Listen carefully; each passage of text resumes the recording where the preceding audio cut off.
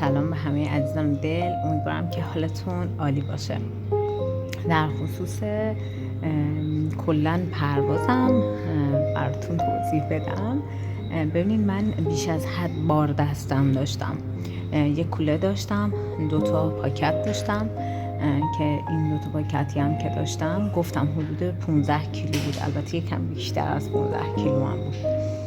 بعد اینطوری شد که من پروازم اینجوری بود که از خوشبختانه حالا مستقیم بود، یعنی از خود اصفهان پرواز بود به سمت برزیل. بعد من از اصفهان که سوار شدم داخل دوحه پیاده شدم. بعد از دوحه باید میرفتم به پرواز سائو پائولو میرسیدم.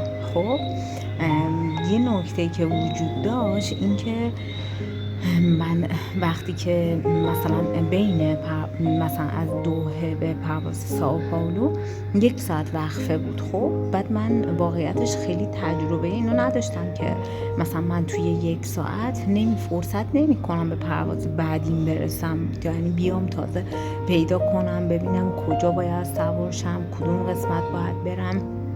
این شد که وقتی که مثلا سوار هواپیما شدم با آقایی که خیلی هم لطف داشتم بهم، حالا من به اسم ابو مصطفی یعنی میشناسمشون، خب عرب بودن و حالا ابو مصطفی در واقع عرب ها میگن اسم پسرشون مصطفی بود، ولی خب به اسم مثلا بهشون میگن ابو مصطفی به اسم پسر بزرگشون.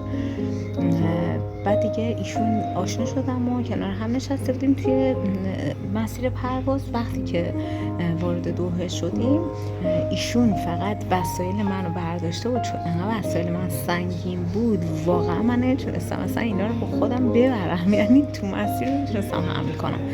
وسایل من برداشته بودن و میدویدن تمام مسیر رو، فقط به من میگفتن شما پشت سر من بدو. بعد کل مسیر رو من با ایشون میدویدم و وقتی که رسیدیم به در واقع گیتی که پرواز بود به سمت سائو پائولو ایستادیم، یک دفعه دیدم که ای بابا همه مسافر دارن میرن و تازه من اون موقع با این همه دوندگی اون موقع رسیدم. این که گفتم ایشون معجزه سفر من هستن به خاطر اینکه اگر ایشون نبودن قطعا من از سفر باز میمونم، یعنی من به پرواز بعدی نمیرسیدم، قطعا نمیرسیدم.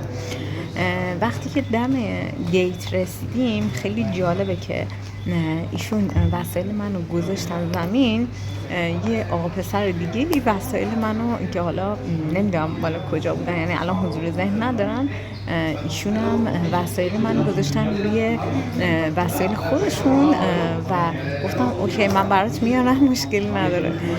خدا 1000 مرتبه شو، اینقدر خدا مهربونه، اینقدر خوبه، اینقدر هوای مبنده ها رو داره که واقعا من تمام مسیر احساس میکنم نیروی همراه همه و تمام مسیر داره منو هدایت میکنه و داره بهم کمک میکنه.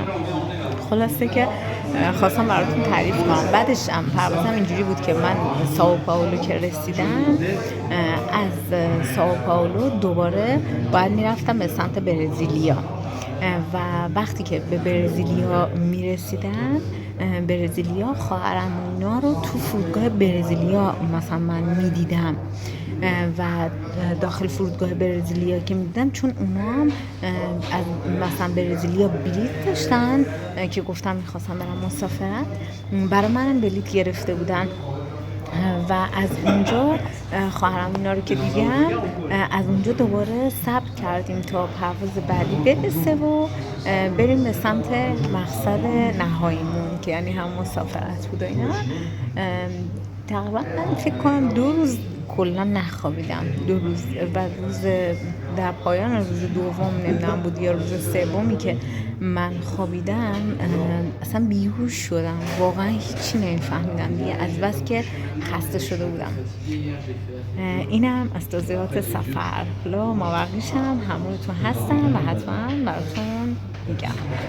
موفق باشید.